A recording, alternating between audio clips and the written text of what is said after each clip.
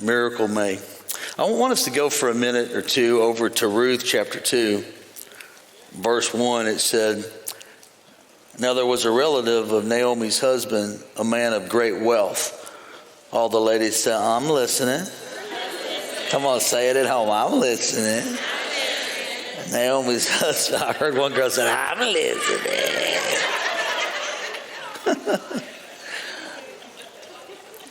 Of wealth of the family of Elimelech, his name was Boaz. That's nice. So Ruth the Moabitess said to Naomi, "Please let me go down to the field and glean grain after whose sight that I might find favor." Favor ain't fair. By the way, this would be a great soundbite for people that don't like me. God ain't fair. God's just, but he ain't fair. I'm not fair. I take care of people different ways just because I liked you. Some homeless guy, I might just buy him something. I've just been known to buy, not everybody a car, but just randomly buy somebody a car. So God's not necessarily fair. He just favor you. You can't help it. The fact you raised your hand because you were good looking, that ain't fair. Got a good personality, ain't fair. I'm just telling you that in the month of May, you're getting ready to go into it ain't fair season. In other words, you ought to just get a shirt made that said, "Ain't fair." Your new car, just get custom plates, ain't fair. Get ready for your new house, ain't fair. I mean, think about Rosa. Some of you don't hear the story, but a girl named Rosa, a real girl, not a biblical story. This is here at the church. A woman named Rosa married a man named Brandon, and they both work at the church. And they lived in DeSoto, which is 197,000 miles from here. And they would drive to work and drive to church and come to stuff, and they were always here. And they wanted a house at High Ridge 5 minutes away, but they couldn't afford it. They weren't pre-approved, but they went and looked at it anyway because they thought maybe favor might, who knows what God's going to do. And they went in, and somebody had given $10,000, an offer for $10,000 more, and they were pre-approved. But the person who doesn't even know them looked at them and said, "I don't know why I'm doing this, but we're actually going to take the $10,000 less and then no qualification." I just said it ain't fair. Somebody, so get ready for a month of it ain't fair. So you got to get a shirt made, ain't fair. Get a new sign made for your house, ain't fair. At your new office, put it on your computer screen, ain't fair, ain't fair. I can't. All I know is I went out to glean. I went out to glean in the field, and it ain't fair. Online in the metaverse, somebody ought to shout, "Ain't fair." So here she goes. She says, "I'm going to go out and I'm going to glean." Now, I like chapter 2 of the story of Ruth because chapter 1 is full of like COVID stuff. It's like bad. Ruth's man dies, which is Naomi's son. Naomi's other son dies. So she ain't got no husband, she ain't got no children, and she ain't got no children's children. All she's got is Ruth and this other girl. But this girl was a kisser and a cleaver. She said, "I'll stick with you," but she just kissed and sucked up, but she never really stayed. You ought to write this down. There's a significance in staying. There's a breakthrough in staying. There's favor in staying. It's not always exciting, but just your marriage will work out if you just stay. The church will work out if you just stay. The job will just work out if you just stay. But so many people kiss. They kiss up, but they leave. But Ruth said, "I'm staying." So now they go down to the field. We get through all this stuff. Now they're in chapter 1. We had just came out of the book, if you know anything about the Bible, and there was a book right before that was Judges.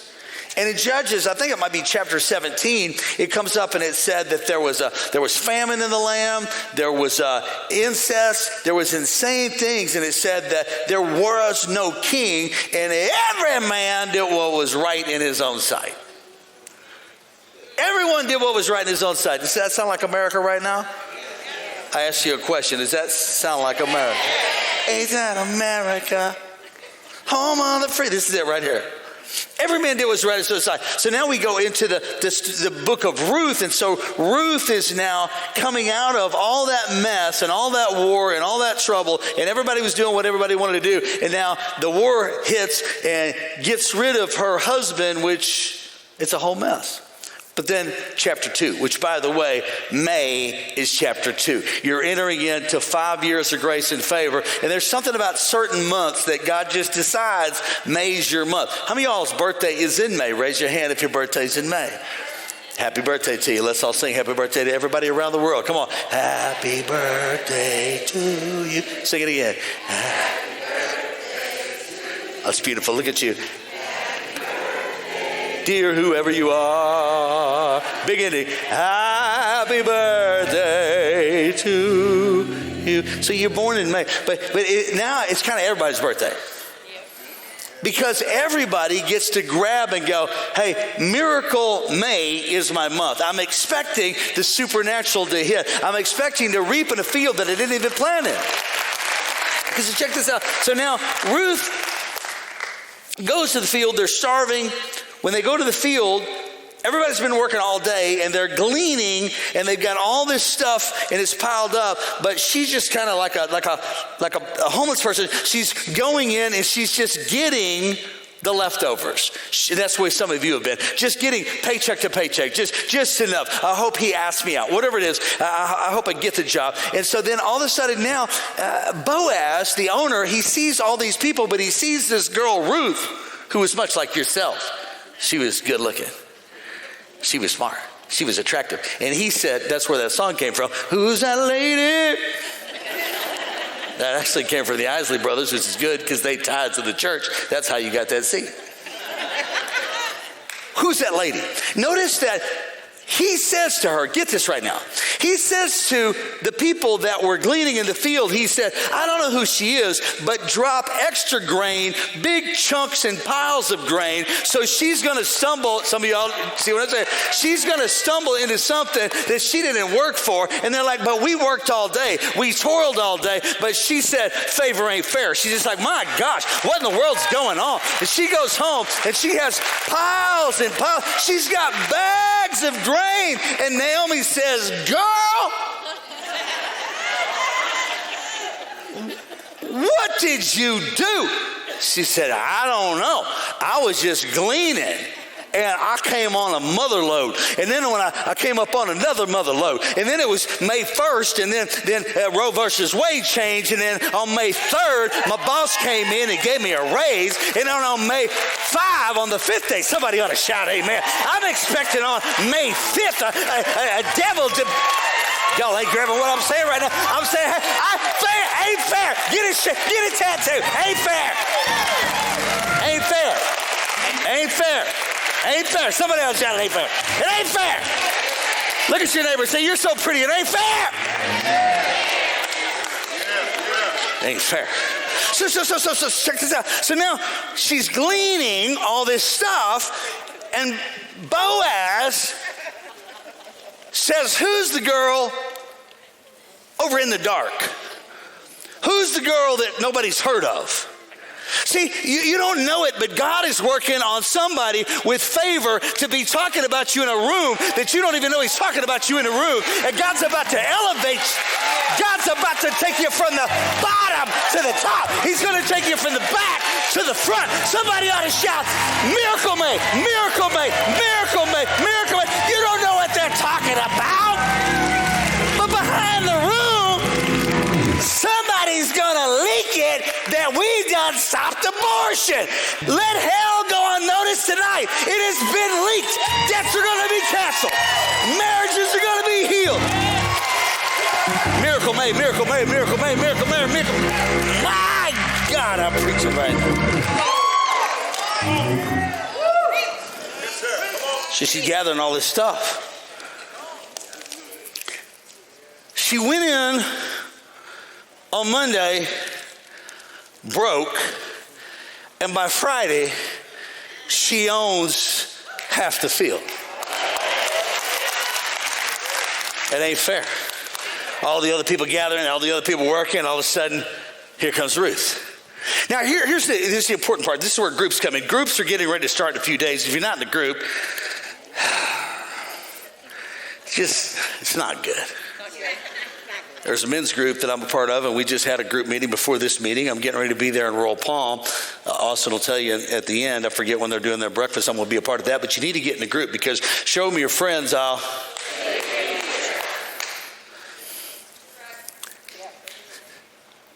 So Naomi says, hang on, Ruth. That's a whole lot of gleaning. Are you sure you didn't steal that? You sure you didn't sneak off and take something that wasn't yours? She said, no, Mom, I promise you, man. You're my mother-in-law and all, but I'm just here to tell you right now, I'm not a thief. I didn't steal none of that. I think it was favor. She said, break this down. This again is why you need a group. You need somebody that's already been where you want to go, because they already know what lever to push, what button to hit, or which trap door to avoid. She says, tell me who?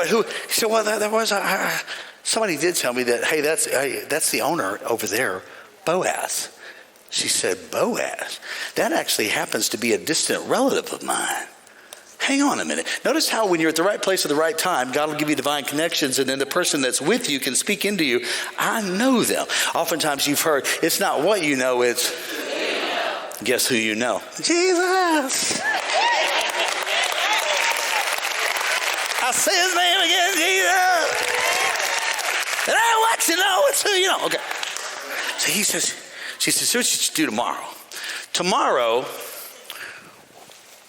wear this dress.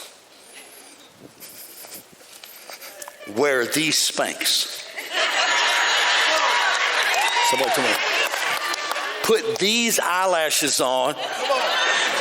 Here's the glue. Come on, somebody. And in the morning when you leave for work, I know you're going to be looking for, what do you call it? It's a tweezer. You're going to need the tweezer to get it on right. And you're going to need me to zip you up in this thing, but you're not needing to glean anyway. Don't worry about sweating. Don't worry about bending down, because some joker is dropping. I've been here before. I've seen it when somebody with favor, somebody with influence and income takes an interest in somebody who's a nobody, but really there's somebody that's got favor on their life. So she says, come on. So now check this out. So the next day, verse 14 says, now Boaz said to her at mealtime, hey girl, you look good in lavender. Because the old lady and I told her, when he says that, go. But when you walk away with that bag, don't walk away like this.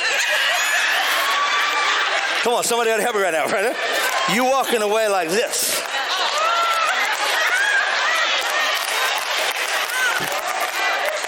I do like lavender. This guy goes, he said, hey, wait. It's miracle May. So he said to her at mealtime, come here and eat of the bread and dip the piece of the bread in the vinegar. So she sat beside the reapers, and he passed the grain to her. He said, here's some grain. Her eyelashes looked like Joel Osteen. Come on, somebody. And then, now, check this out. Verse 16 said, he also let the grain in bundles fall purposefully. I didn't want you to miss that part. He let you guys are on the wrong verse. Verse 16, he also let grain fall in bundles. What's that word say? Come on, Royal Palm. What's this say? This dude did this on purpose. When the Lord told me today to tell you this, in the month of May, if you know your purpose,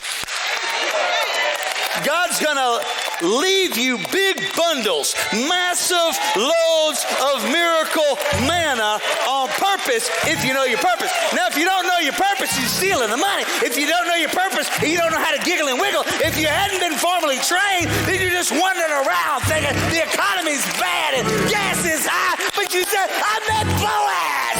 Favors on my life. It ain't fair. It ain't fair. It ain't fair. It ain't fair. Some of y'all doing this right right now. You're so boring. Bores me to look at people like. Need to get chairs and electric on.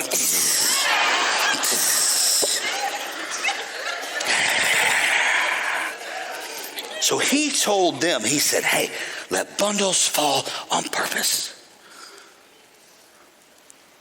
She may glean, and do not rebuke her. Don't you rebuke her. Don't you touch her. When you go to work, get ready for jealousy. Because people are the Bible said this, it said, with blessing, anybody know this, comes persecution. My daddy used to say, if you can't handle the heat, get out the kitchen. So get ready for it, because with blessing comes persecution. So they'll try to rebuke you, but you just need to go, ain't fair. Ain't fair. Ain't fair. Come on, somebody. Sit on the front row. Ain't fair.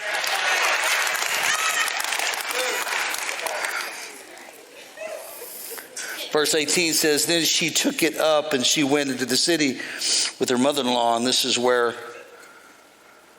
she gets all that great instructions I told you about.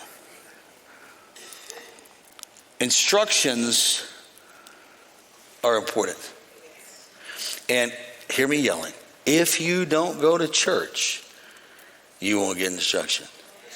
If you don't go to the right church.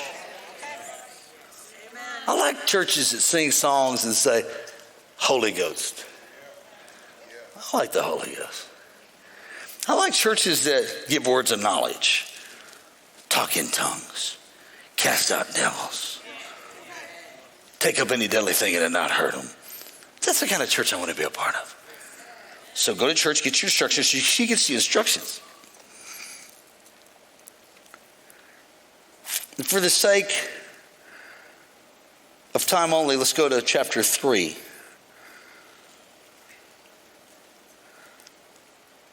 Verse 3. Therefore wash yourself and anoint yourself and put on your best garment and go down to the threshing floor, but do not make yourself known to man. In other words, God already knows who you are.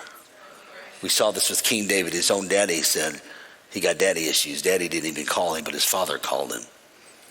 So don't try to impress man. She's given the instructions. Go down there dressed up by faith, in faith, and humble yourself. And after he eats, get your essential oils and start rubbing his feet. Now, if this guy done had a big meal, you got your eyelashes on. You got on that lavender dress with the Spanx. Somebody about to get engaged. Interesting fact, though. I was studying this today and I found it interesting. Never saw this till today.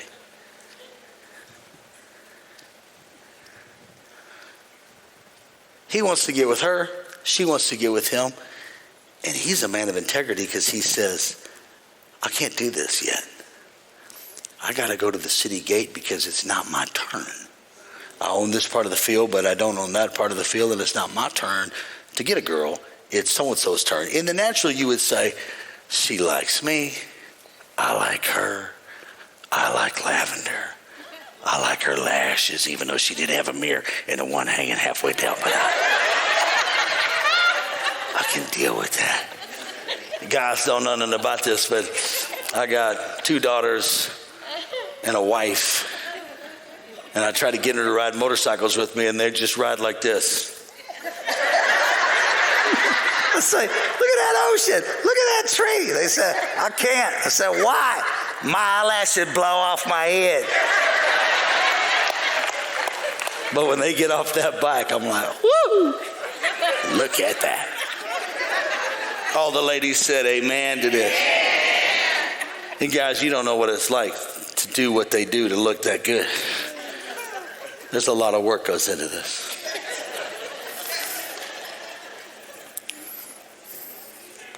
So now he says, I'm going to go to the city gate. In other words, he says, This isn't a non-spirit-led engagement. I'm not going to get engaged with her. I'm not going to consummate this deal unless it's right. And it's going to be right with God. It's going to be right with the family. And I'm not going to be moved by my flesh. I'm going to be moved by God, which only made Ruth love him more, because you just don't want any man. You want a man of God. You don't want just any woman. You want a woman of God. Can I get an amen in here? So you say, how do you suppose I get that? You got to find yourself a Naomi. Who's Naomi? They'd be in a group somewhere. You might look at them and go, she knows how to get a man. She ain't got no lashes. She ain't got no girdle. She ain't got no dress. She got on Velcro tennis shoes, a skirt, pull-up socks. But just because she ain't got it doesn't mean she didn't have it. And she might know where she put it. Come on, somebody. Somebody ought to help right now.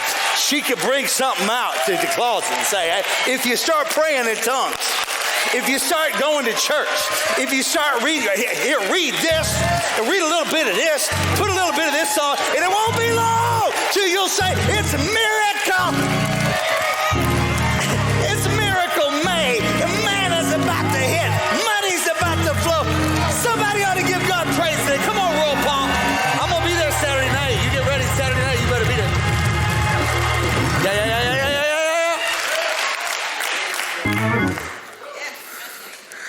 I want to try something real quick. I got this thing, and there's no point to me drawing on this tonight other than I wanted to make sure it worked because I'm going to do it on the weekend. I did a Stephanie today, so I'm going to draw something real quick. So, come here, Dawn. Okay, Dawn. So these are trees. And you got to ski down here and not hit those trees. Try that, Don. Well, that's a fancy ski right there. You didn't hit it. That's not a hit. That's like a whisk. That wasn't a hit. So now you just got to do it with your eyes closed. Do it again. You just did it, so you should be able to do it. And don't you hit a tree. Keep your eyes closed. You hit a tree, Don. You hit a tree. You done hit it. Come on, Don, hit a tree. Come on, give it up for Don. Now that's a trick you can use.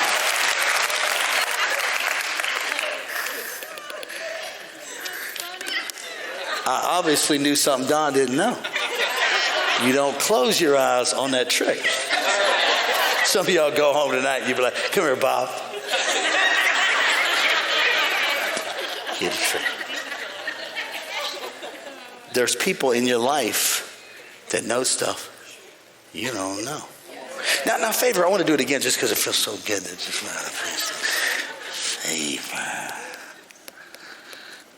Favor. Let's see. Equals money. Favor equals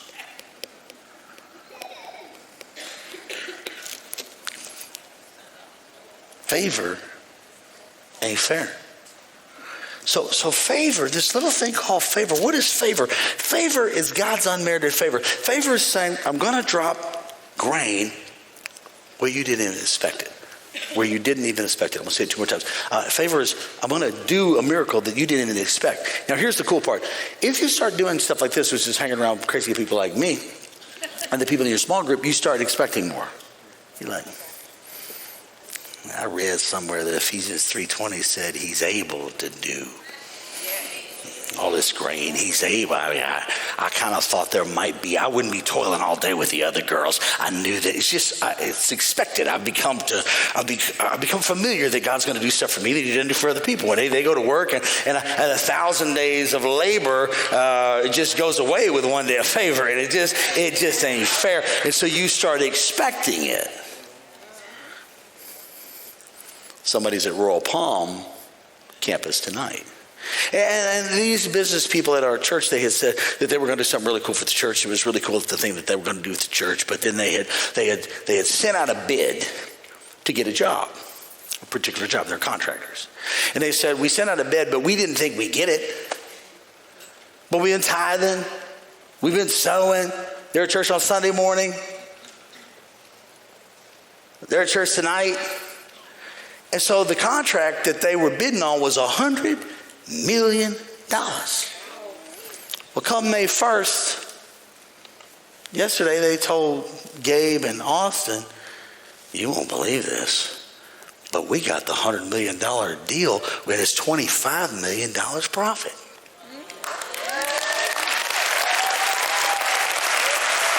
Come on, put it back up. Miracle May, Miracle May, Miracle May. Somebody shout it, Miracle May. They didn't think they were going to get it, but they got it. So stand up now that your faith is high. It's 9:06 in Florida if you're taking meds. But I got a couple of questions for you. How many of y'all you like Ruth's story? How many of y'all saw some things that I showed you, but then even at the same time, your brain or the Lord, both good, you started having your own little epiphany moments during the thing. You're like, how do you get Spanx or whatever?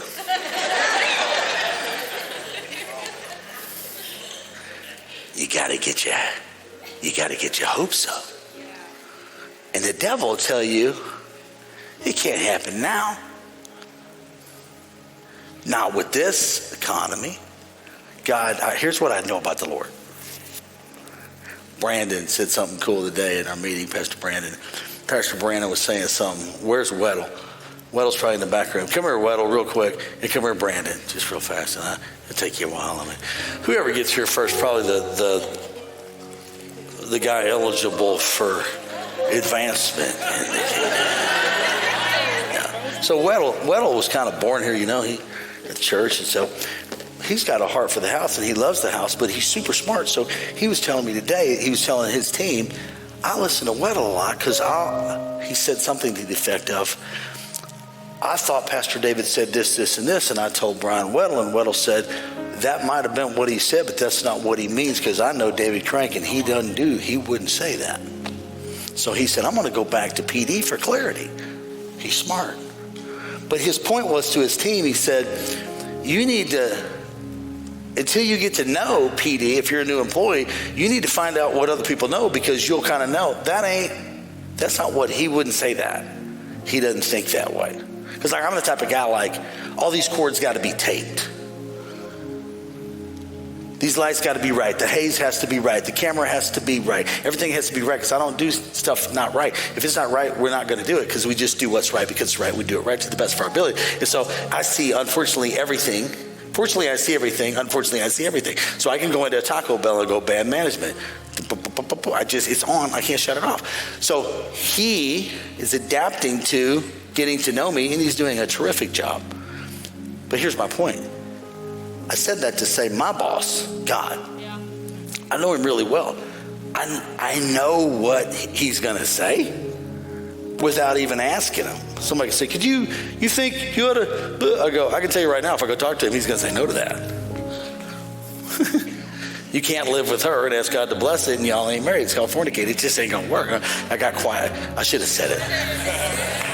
But God bless my business. You don't come to church, you don't serve, and you don't tithe. I can tell you what he's going to say. You're not faithful over little, so I can't bless you over much. God, I want God to bless me, and you don't even show up to church. You don't even be a small group. I can tell you, he's going to tell you, keep going around the mountain for 40 years, like the children of Israel, because until you put away. When I was a child, I was speaking as a child, I thought as a child, but when I became a man, I put away. So I know him. Here's what I know about God. If you take one step toward him, he'll take a bunch towards you. And I know this, that he wants you to win more than you want to win. He wants you to be happier even more than you want to be happy. And I know you want to be happy. How many of you love everybody, but you're more interested in you, don't lie in church. You're more interested in you being happy than anybody in the world. Raise your hand. I can tell you that you look at a picture, and if the postcard, if you're picking out a Christmas family picture, you look at you. It doesn't even care if your kid's got a cross eye. You're like, I like that in me. That's a good, anybody know what I'm talking about? You look for you first. And I know that because Man, these guys ran quick, didn't they? They were gone. I said, we got an opportunity to leave. So I want you to know, in Miracle May, I want every day to be expectation.